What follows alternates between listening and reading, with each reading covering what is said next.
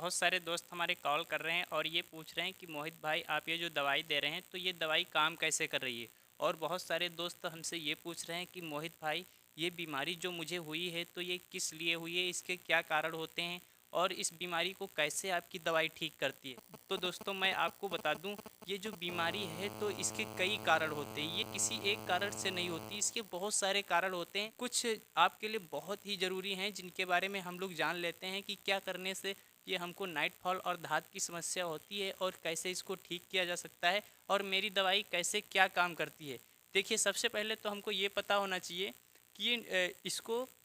अंग्रेजी में night fall तथा उर्दू में एहतिलाम तथा हिंदी में स्वप्न दोष कहते हैं। और ये मेल फीमेल दोनों को हो सकती है। हाँ दोस्तों, ये बीमारी जो है तो ये मेल को भी हो सकती है और फीमेल को भी हो सकती है। बस मायने ये रखता है कि मेल को थोड़ा ज़्यादा होती है और फीमेल को थोड़ा कम होती है। इसके जो मुख्य कारण होते हैं हम लोग उसके बारे में बात कर लेते हैं। तो दोस्तों सबसे पहला जो इसका मुख्य कारण होता है, इस मतलब ये इसलिए होता है क्योंकि जब हमारे पेट में यानी हमारे स्टमक में जब बहुत ज़्यादा कब्ज़ यानी एसिडिटी, जब हमारे पेट में हाइड्रोक्लोरिक एसिड बहुत ज़्यादा बनता है तो उसके कारण से कभी कभी नाइट फॉल और धात की समस्या हो जाती है। लेकिन ये समस्या बहुत ज़्यादा दिनों तक नहीं रहती है और इसके कुछ लक्षण होते हैं। इसके लक्षण ये होते हैं, जैसे अगर आपको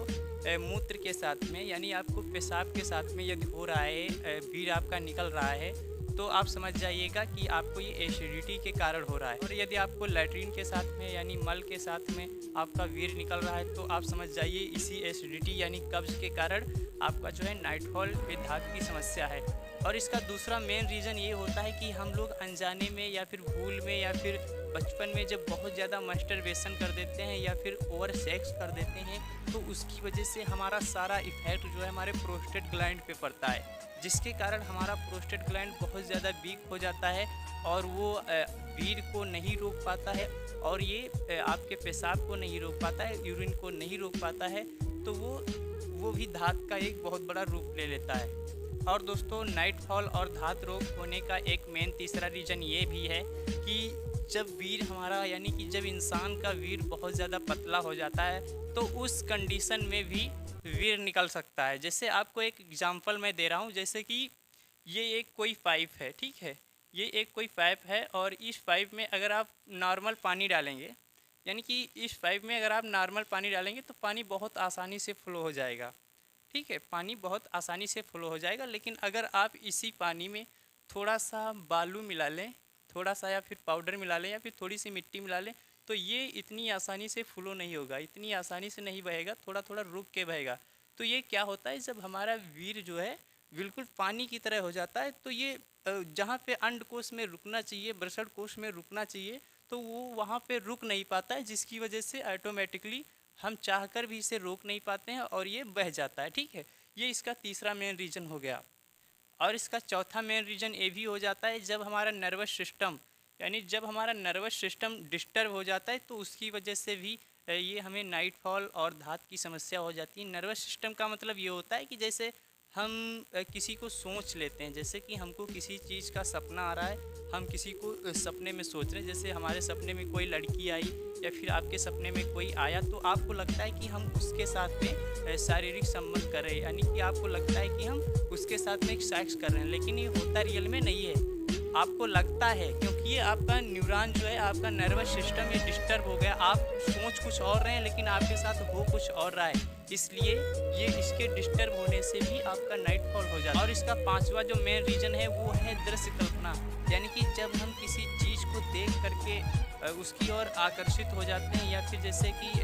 मूवी देखना या फिर रोमांटिक फिल्में या फिर नग्न तस्वीरें देखना, तो उसकी वजह से भी हमारे माइंड पे बहुत ज़्यादा इफेक्ट पड़ता है, उसकी वजह से भी नाइट फॉल या फिर धात की समस्या हो जाती है। और इसका जो छठा मेन रीज़न है वो है गर्म पानी से नहाना, यानी कि गर्म पानी से नहाना या फिर गर्म मसाले से बनी चीज़ों को खाना। दोस्तों ये बहुत मायने रखता है कि आप क्या खा रहे हैं और आप कैसे माहौल में रह रहे हैं, तो ये बहुत ज़्यादा मायने रखता है कि आप गर्म पानी से अगर नहा रहे हैं। ऐसा तो है नहीं कि आप गर्म पानी से नहा रहे हैं तो आप पानी सर पे डाल रहे हैं तो सर ही पे रह रहा है, तो वो भैया पानी जो आप सर पे डाल रहे हैं वो आपके नीचे भी आएगा, यानी आपके टेस्टिस पे भी पड़ेगा, तो टेस्टिस पे यानी वृषणकोश पे जब पड़ेगा तो उससे आपको बहुत ज़्यादा इफेक्ट पड़ेगा, ठीक है। तो अगर आप चाहते हैं कि इस नाइट फॉल और धात रोग से बचा जाए तो दोस्तों इन सारे कारणों को मैं नेक्स्ट एक एक वीडियो में बहुत ही बारीकी से समझाऊंगा। और जो लोग मेरी दवाई खा रहे हैं उनसे मेरा यही कहना है कि आप लोगों को बहुत ही सावधानी रखना है, क्योंकि बहुत सारे दोस्तों का कॉल आता है 4-5-6 दिन दवाई खाते हैं या फिर 10 दिन तक खाते हैं, कहते हैं कि भैया मुझे उतना ज़्यादा भी रिजल्ट अच्छा नहीं मिला, मुझे उतना ज़्यादा भी रिलीफ नहीं मिला है। तो मैं आपको बता दूं, देखिए अगर आप मेरी बात नहीं मानते हैं तो मैं उसमें क्या कर सकता हूँ। देखिए आप किसी की भी दवाई खाइए, वो चाहे कोई भी हो, तो जो दवाई देता है उसका पूरा भरोसा होता है खुद की दवाई पर कि आपको ये ठीक करेगा। लेकिन आप क्या करते हैं, आप कहीं ना कहीं आप गलती कर देते हैं। क्यों? क्योंकि जो ये मेरी दवाई है तो मेरी दवाई आप एक पुड़िया खाएंगे, ठीक है, जैसे मैं एक टेबलेट दूंगा या फिर एक पुड़िया दूंगा या फिर एक चम्मच दूंगा, तो आप उसको एक चम्मच खाएंगे। लेकिन जो इस दवाई का रिजल्ट आएगा वो धीरे धीरे आएगा। लेकिन आपको मैंने बताया कि शराब नहीं पीजिए, ठीक है, तो आप क्या कर रहे हैं, एक पुड़िया मेरी दवाई खा रहे हैं और एक बोतल आप शराब पी रहे हैं। तो ये बताइए भैया मेरी दवाई काम करेगी या आपकी शराब काम करेगी? तो ये चीज़ें आपको देखना है। मैं बताता हूँ कि आपको क्या खाना है क्या नहीं खाना। जो लोग मेरी दवाई खा रहे हैं तो प्लीज़ आपके दवाई के साथ में आपको एक पर्चा दिया जाता है। जो लोग ऑनलाइन दवाई मंगाते हैं उनसे मेरा कहना है कि आपके जो दवाई के साथ में एक पर्चा दिया जाता है तो उसको खोल के पढ़िए, उसमें क्या क्या लिखा होता है, उसमें क्या सावधानियां रखनी होती है, वो सारा कुछ उस पर्चे में लिखा होता है। और इसके बारे में डिटेल से मैं अगली वीडियो में आपको बताऊंगा कि कब्ज क्या होता है और मास्टरबेशन करने से कैसे हमारे शरीर पे इफेक्ट पड़ता है और वीर का पतलापन कैसे रोका जा सकता है, नर्वस सिस्टम के ख़राब हो जाने से यानी नर्वस सिस्टम के डिस्टर्ब हो जाने से कैसे हमारा नाइट फॉल हो जाता है, और दृश्य कल्पना से कैसे नाइट फॉल होता है, इसकी वजह से धात कैसे होता है, गर्म पानी से कैसे इफेक्ट पड़ता है, और क्या होता है प्रोस्टेट ग्लैंड, कैसे इसको मजबूत किया जाता है, और मेरी दवाई कैसे काम करती है। ये सारा प्रोसेस आप नेक्स्ट वीडियो में पा जाएंगे।